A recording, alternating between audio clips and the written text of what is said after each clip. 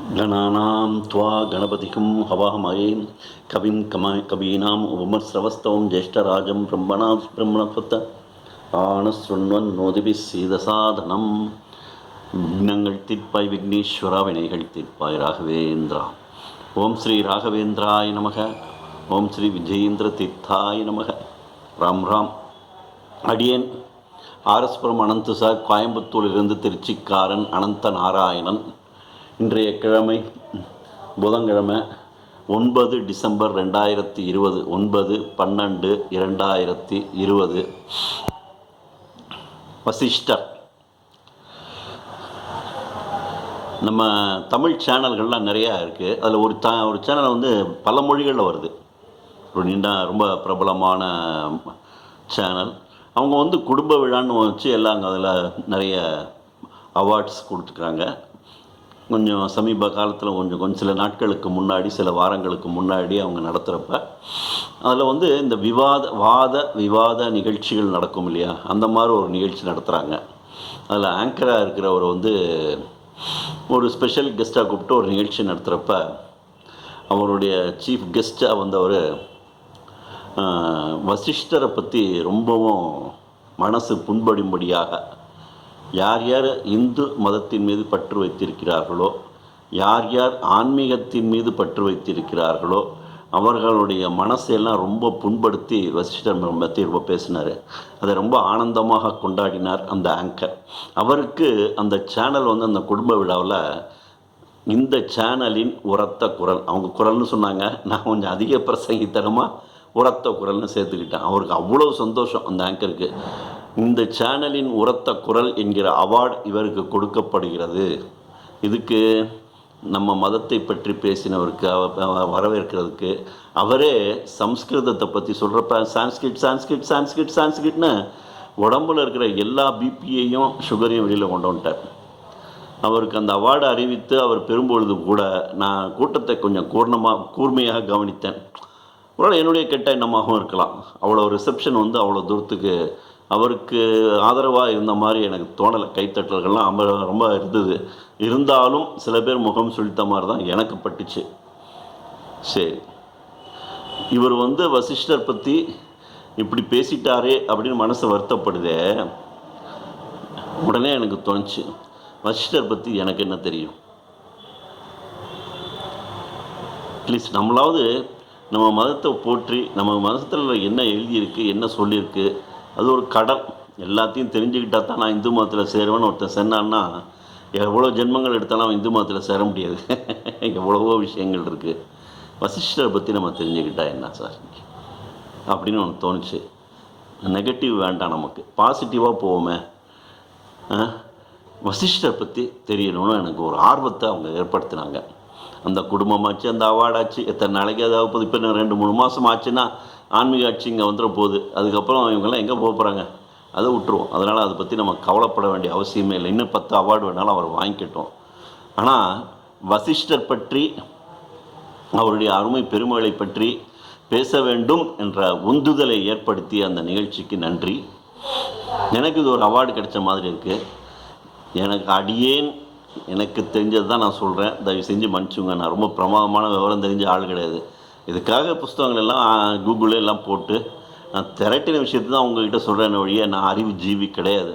இருந்தாலும் அவரை பற்றி என்னுடைய நண்பர்கள், என்னுடைய உறவினர்கள், எனக்கு வேண்டியவங்க தெரிஞ்சுக்கணுன்னு எனக்கு ஒரு ஆசை, அபரிமிதமான ஆசை, உரிமையான ஆசை. அதனால் அதில் ஆர்வம் இருப்பவர்களை மட்டும் நீங்கள் கேளுங்க, மற்றவங்க கேட்காட்டி பரவாயில்லை. இப்போவும் எனக்கு 65 சப்ஸ்கிரைபர்ஸ் இருக்கிற மாதிரி தெரியுது. அவர்கள் எல்லோருக்கும் என்னுடைய நமஸ்காரங்கள். மேற்கொண்டு விரும்புகிறவங்க தாராளமாக பண்ணலாம். இன்னொரு விஷயம் நான் சொல்லாமையே இருந்தேன், இந்த தடவை நான் சொல்லணும்னு ஆசைப்பட்றேன். என்ன விஷயம் அப்படின்னு சொன்னால், நம்மளுடைய விஷயம் வந்து உங்களுக்கு ரொம்ப பிடிச்சிருந்ததுன்னா நீங்கள் உங்களுடைய நண்பர்களுக்கும் உறவினர்களுக்கும் ஷேர் செய்யும் பொழுது அவர்களுக்கும் இது போய் சேரும் இல்லையா. இது வந்து எல்லோரும் சொன்னாங்க, அது எனக்கு புறப்படலை. இப்போ அது திடீர்னு எனக்கு தோணிச்சதுனால, உங்களில் எனக்கு மிகவும் வேண்டியவர்கள் யாரேனும் நம்ம அங்கிளோட இது நல்லா இருக்குது, இதை வந்து நம்ம ஷேர் பண்ணால் என்ன அப்படின்னு தோணி செஞ்சிங்கன்னா ரொம்ப ரொம்ப சந்தோஷப்படுவேன். ஏனென்றால் இந்த வசிஷ்டர் போன்ற பதிவுகள் வந்து எல்லோரையும் போய் சேரணும் அப்படிங்கிறது என்னுடைய உள்ளார்ந்த ஆசை. அதுக்கு நீங்கள் ஹெல்ப் பண்ணலாம். முடிஞ்சவங்க கொஞ்சம் ஷேர் பண்ணிட்டீங்கன்னா எல்லாருக்கும் தெரியும். நமக்கு மட்டும் தெரியாம மற்றவங்களுக்கும் தெரிய வாய்ப்பு இருக்குது. இனிமேலும் நம்ம இப்படியே இருக்கக்கூடாது. சில விஷயங்கள் நம்ம தெரிஞ்சுக்கிறது நல்லது. வசிஷ்டர் ஒரு ரிஷி. ரிஷின்னா என்ன? இதை வந்து டீட்டெயில்டாக நான் ஆரம்பத்துலேருந்து இன்ட்ரொடக்ஷன் மாதிரி பண்ணி அடுத்த பதிவில் வந்து ரிஷி, அதுக்கப்புறம் பிரம்ம ரிஷி அப்படிங்கிறதெல்லாம் ஒவ்வொன்றா ஸ்டெப் பை ஸ்டெப்பாக நான் வந்து நம்ம டீல் பண்ணும்பொழுது தான் நம்ம பொதுவாக ரிஷின்னு சொன்னால் உடனே நம்ம போய்ட்டு அப்படி யாருன்னு கேட்டால் ஆமாம் ரிஷின்னு சொன்னால் என்ன சொல்கிறது அப்படின்னு முழிக்கிறோம் இல்லையா? அதெல்லாம் அடுத்த பதிவில் நம்ம நிதானமாக ரொம்ப அழகாக பார்க்கலாம். அடுத்தடுத்த ஸ்டெப்பாக நம்ம பார்க்கலாம்.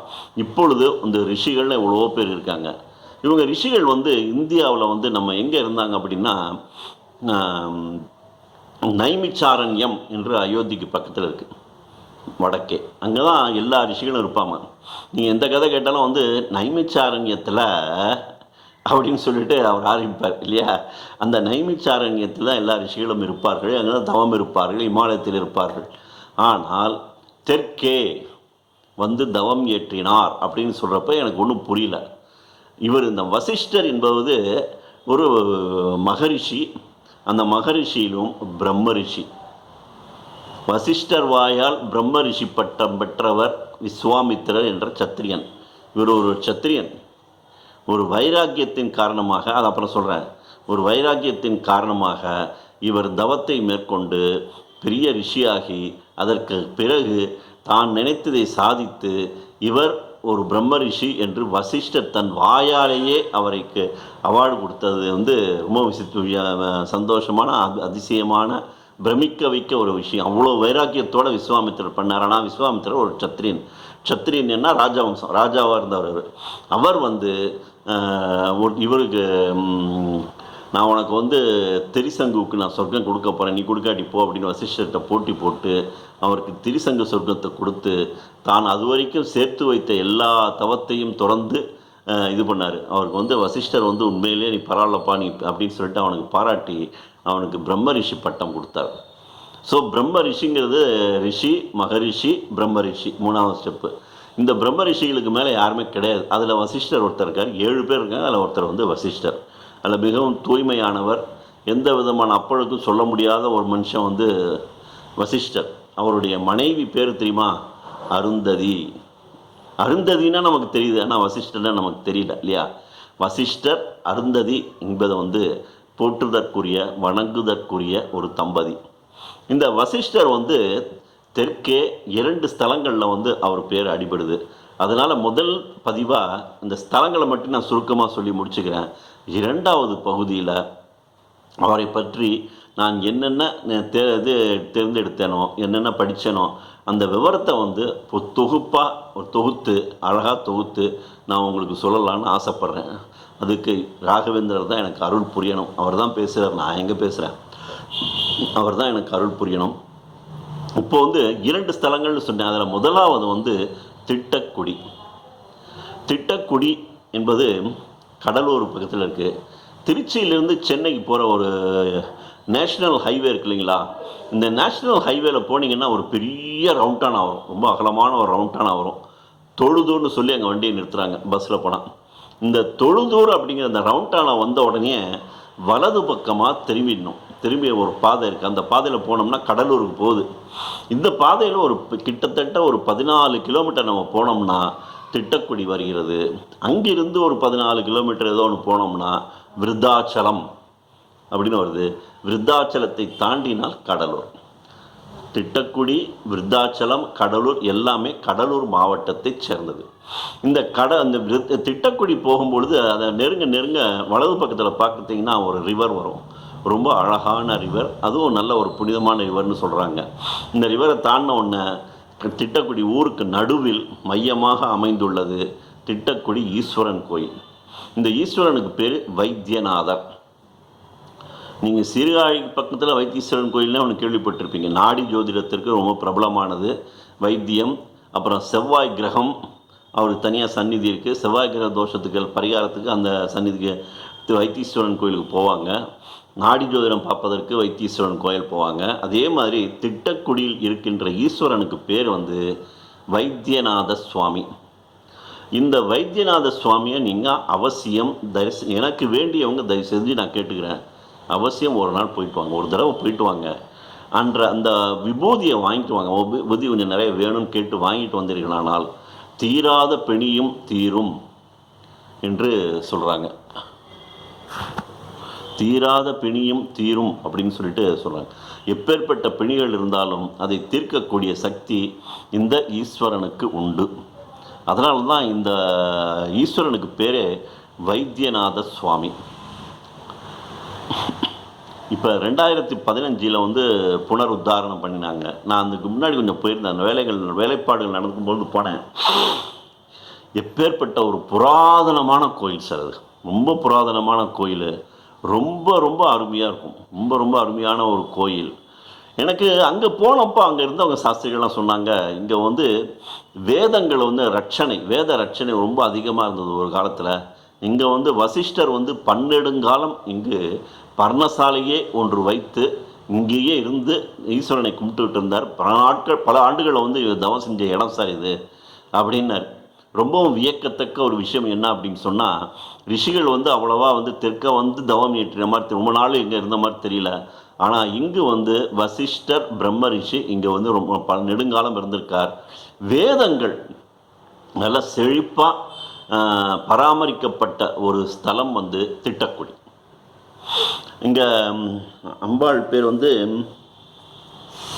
அதையும் சொல்லிடுறேன்.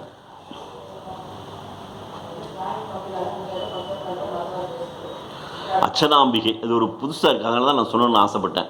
அச்சலாம்பிகைன்னு அச்சலம்னா மலைன்னு சொல்லலாம். ஆனால் இந்த அம்மா பேர் அசனாம்பிகைன்னு சொல்கிறாங்க. அச்சனாம்பிகையா அசனாம்பிகையான்னு தெரியல. அசனாம்பிகை அப்படிங்கிறது தான் அம்பாளுடைய பெயர். இவங்க 2 பேரையும் அவசியம் ஒரு வாழ்க்கையில் ஒரு நாள் நீங்கள் தரிசனம் பண்ண வேண்டிய ஒரு முக்கியமான ஸ்தலம். சரி, திட்டக்குடிக்கும் வசிஷ்டருக்கு எப்படி சார் பேர் என்ன இதாக இருந்துச்சு அப்படின்னு சொன்னால், அது ஆக்சுவலாக திருவசிஷ்டபுரி தான். அது அந்த ஊர் பேரே திருவசிஷ்டபுரி. திருவசிஷ்டபுரி அப்படிங்கிறது திருபூர்த்து, அதுக்கப்புறம் வசிஷ்டபுரி, அப்புறம் வசிஷ்ட குடினாச்சு, அதுக்கப்புறம் சிஷ்டகுடினாச்சு, அப்புறம் கடைசியாக நிலை பெற்று நிற்பது இப்பொழுது திட்டக்குடி. திட்டக்குடி என்பதற்கும் வசிஷ்டர் என்கிற பெயருக்கும் சம்பந்தமே இல்லாதபடிக்கு மருவி போயிடுச்ச ஒழிய, இந்த கோயில் ரொம்பவும் பல ஆண்டுகள் இருந்த ரிஷி வசிஷ்டர். சரி, அங்கே இருந்துட்டு அவர் என்ன செஞ்சார், அதுதான் நான் இன்னும் என்னால் கண்டுபிடிக்க முடியல. யாரும் அங்கே இது வரைக்கும் ஒரு விவரம் கொடுக்கல. அங்கே பல்லாண்டுகள் அவர் பர்ணசாலையே வைத்து அங்கே தவம் இருந்தார் அப்படின்னு சொன்னால் நிச்சயமாக அதற்கான இது இருக்கணும். ஏன்னா அங்கே நிறைய கல்வெட்டுகள் இருக்குது, ஆராய்ச்சியும் பண்ணிகிட்டு இருந்தாங்க. ஆனால் இன்னும் இது வரைக்கும் அதை பற்றி எதாவது வந்ததா, அது மேற்கொண்டு என்ன விவரங்கள் அப்படின்னு எனக்கு தெரியல. நம்ம அதில் ஆர்வம் உள்ள மக்கள் யாராவது இந்த நிகழ்ச்சியை கேட்டாங்கன்னா, அட்லீஸ்ட் இந்த பதிவு நான் சொல்கிறத கேட்டதுக்கு அப்புறமாவது அங்கே போய் வசிஷ்டர் அங்கே எவ்வளோ தூரத்துக்கு அவருடைய கைங்கரியம் என்ன இருக்குது ஏது இருக்குது அப்படின்னு தெரிஞ்சுக்கிட்டாங்கன்னா நான் ரொம்பவும் சந்தோஷப்படுவேன். ரைட்டா? அதுக்கப்புறம் இதுதான் திட்டக்குடி மட்டும் சொல்ல முடியுது, இவ்வளோதான். இதுக்கப்புறம் திட்டைன்னு ஒரு ஊர் இருக்குது. இந்த திட்டை தஞ்சாவூரில் இருக்குது. தஞ்சாவூர்லேருந்து ஒரு 9 கிலோமீட்டர் தான் நார்த் சைடு போகணும் அப்படின்னு சொல்லுவாங்க. ரொம்ப ஃபேமஸ், அதனால் எல்லாருக்குமே தெரியும். இந்த குரு பெயர்ச்சி வந்ததுன்னா திட்டை குரு அங்கே சன்னிதானம் தனியாக இருக்குது குரு பகவானுக்கு. அந்த குரு பகவானை பார்க்குறதுக்கு ஏகப்பட்ட பேர் போவாங்க. குரு பயிற்சின்னு வந்தாலே ரொம்ப விசேஷம் திட்டை தான். இந்த திட்டை பஞ்சலிங்க ஸ்தலம்னு சொல்லுவாங்க. எப்படின்னா, நடுவில் மூலஸ்தானத்தில் லிங்கம் இருக்கார், 4 மூலையில் 4 லிங்கங்களை பிரதிஷ்டை பண்ணியிருக்காங்க. அதுதான் இந்த ஸ்தலத்தினுடைய விசேஷம். இன்னொரு விசேஷம் என்ன அப்படின்னு சொன்னால், அந்த லிங்கத்தின் மேலே ஒரு ஜலம் ஒரு சொட்டு சொட்டுன்னு விழுது. இந்த சொட்டு விழுறதா நீங்கள் டைமர் வச்சு பார்த்தீங்கன்னாலும் பார்த்துங்கங்கிறாங்க. 20 நிமிஷத்துக்கு ஒரு தடவை, கரெக்டாக 20 நிமிஷத்துக்கு ஒரு தடவை சொட்டு அந்த லிங்கத்தின் மேல் விழுகிறது. ஆச்சரியமாக இருக்குது சார் அப்படிங்கிறாங்க. மேலேருந்து விழுது. அவங்க அவனும் ஏற்பாடு பண்ணலை. அது மேலேருந்து ஒரு சொட்டு லிங்கம் லிங்கத்தின் மேலே 20 நிமிடத்திற்கு ஒரு சொட்டு என்று விழுந்து கொண்டு இருக்கிறது. இது ஒரு விசேஷம். இன்னொரு விசேஷம் என்ன அப்படின்னு சொன்னால், வருடத்தில் 6 நாட்கள் சூரியனை இந்த லிங்கத்தை தொட்டு கும்பிட்டுட்டு போகிறார், நமஸ்காரம் பண்ணிட்டு போகிறார். சூரியனுடைய வெயில் உள்ளே ஒளி பரவி இவருடைய திருவடி வரைக்கும் வந்துட்டு போகுது அப்படின்னு சொல்லிட்டு சொல்கிறாங்க. 6 நாட்கள் வருடத்தில். இவர் இவருக்கும் வசிஷ்டருக்கும் என்ன சம்பந்தம்னு தெரியல. ஆனால் அந்த ஈஸ்வரனுக்கு பேர் என்ன தெரியுமா? வசிஷ்டேஸ்வரர். அவர் லிங்கத்துக்கு பேரே வசிஷ்டேஸ்வரர் கோயில். இவர் வந்து திருமணம், குழந்தை பிறக்காதது, இந்த மாதிரி பரிகாரங்களுக்கு எனக்கு வந்து பொதுவாக பரிகாரங்கள்னாலே எனக்கு கஷ்டமாக இருக்கும். அது போகணுமா அப்படின்ட்டு. பட் இந்த கோயிலுக்கு அவசியம் போகணும். இதுக்காக பரிகாரத்துக்கும் போகணும். ஆனால் சொல்ல வேண்டிய சொல்லணும் இல்லையா? திருமணம் ஆகாதவர்கள், குரு தோஷம் உள்ளவர்கள், குருவனுடைய சாந்தி வேணும், அவரை சாந்தப்படுத்தணும் அப்படின்னு விரும்புபவர்கள் எல்லாம் இந்த குரு ஸ்தலத்துக்கு வந்து வணங்கிட்டு போகிறாங்க. இவர் பேர் வந்து வசிஷ்டேஸ்வரன் பேர். அம்பாள் பேர் வந்து முதல் பேர் வந்து முதல்ல சொல்ல வேண்டிய பேர் என்னென்னா சுகுந்த குந்தலாம்பிகை. இதுதான் முக்கியமானது. அதை வந்து அவங்க அந்த காலத்தில் சான்ஸ்கிரிட் சுகுந்த குந்தலாம்பிகை. அப்புறம் மங்களாம்பிகை, கும்பகோணத்தில் இருக்கிற மங்களாம்பிகை பேரை இங்கேயும் இவளுக்கும் மங்களாம்பிகைன்னு சொல்கிறாங்க. அடுத்த பெயர் வந்து உலக நாயகி அம்மன். உலக நாயகி அம்மன் அப்படின்னு சொல்லிட்டு பேர் வச்சுருக்காங்க. இந்த அம்பாளையும் இந்த ஈஸ்வரனையும் கும்பிட்டால் குரு பகவான் காண ஒரு தோஷங்கள் நிவர்த்தியாகி அவருடைய பரிபூர்ண அனுகிரகம் கிடைக்குது அப்படின்னு சொல்கிறாங்க. வசிஷ்டர் வழிபட்ட ஸ்தலம் இங்கேயும் வசிஷ்டர் இருந்திருக்கார். பன்னெடுங்காலமாக அதெல்லாம் எனக்கு தெரியாது, ரெக்கார்ட் இல்லாமல் நம்ம சொல்லக்கூடாது. இங்கேயும் வசிஷ்டர் வந்திருக்கார். இந்த 2 ஸ்தலங்களும் வந்து வசிஷ்டருக்கு சம்பந்தமான ஸ்தலங்கள் அப்படிங்கிறதுனால முதல் பகுதியில் சுருக்கமாக இதை சொல்லிவிட்டு 2வது பகுதியில் டீட்டெயில்டாக ஸ்டெப் பை ஸ்டெப்பாக அவரை பற்றி என்னென்ன இருக்குது, இவ்வளவு இருக்கும் பொழுது அவரை பற்றி ஒருத்தர் கேவலமாக பேசினாரானால், ஆனால் நம்ம அப்பாவை பற்றி யாராவது கேவலமாக பேசினாங்களே எப்படி சார் இருக்கும்? நமக்கு கோவம் பொத்துக்கிட்டு வருமா வராதா? அப்படி இருக்கும் பொழுது நம்ம பக்தி மார்க்கத்தில் நம்ம தீவிரமாக இந்துக்கள்லாம் போயிட்டு இருக்கும் பொழுது அவங்களுக்கு பிடிக்கலைன்னா விட்டுற வேண்டியதானே சார்? எதுக்கு இப்படிலாம் பேசுகிறாங்கன்னு எனக்கு தெரியல. எனக்கு உனக்கு பிடிக்கலைன்னா ஒதுங்கி போய்க்கோ, எதுக்கு பேசுகிற? நாங்கள் வந்து திணிக்கிறோமா இதெல்லாம் நீ பேசித்தான் அவனுட்டு? நாம் ஒன்றும் சொல்லலை. அதற்காக நீங்கள் யாரும் வந்து நமக்கு வேண்டியவங்க திட்டக்குடிக்கு போகாமல் இருந்துட வேண்டாம், திட்டைக்கு போகாமல் இருந்துட வேண்டாம். இந்த திட்டக்குடி இவ்வளோதான் நான் சொன்ன விஷயம். திட்டை வந்து தென்குடி திட்டைன்னு சொல்லுவாங்க, திட்டைன்னு சொல்லுவாங்க. அந்த ஊர் பேரும் திட்டை அல்லது தென்குடி திட்டை. திட்டைன்னு சொன்னாலே எல்லாருக்குமே தெரியும், ஊர் பேரே திட்டை தான்.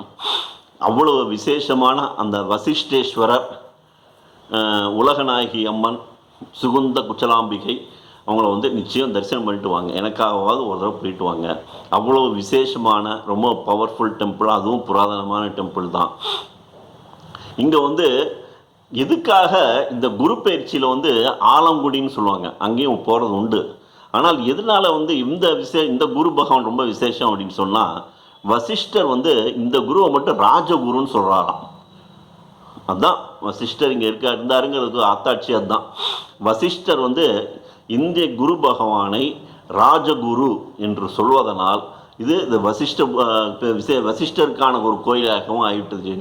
வசிஷ்டேஸ்வரன் லிங்கம் அவரை சிவபெருமானு பேர் வச்சுக்கிட்டார். எனக்கு வந்து என்ன ஒரு சந்தோஷம்னா, ஒரு 2 புனித ஸ்தலங்களை பற்றி பேசுவதற்கு ஆண்டவன் எனக்கு வாய்ப்பு கொடுத்தமா, அது எனக்கு ரொம்ப ரொம்ப சந்தோஷமாக இருக்குது.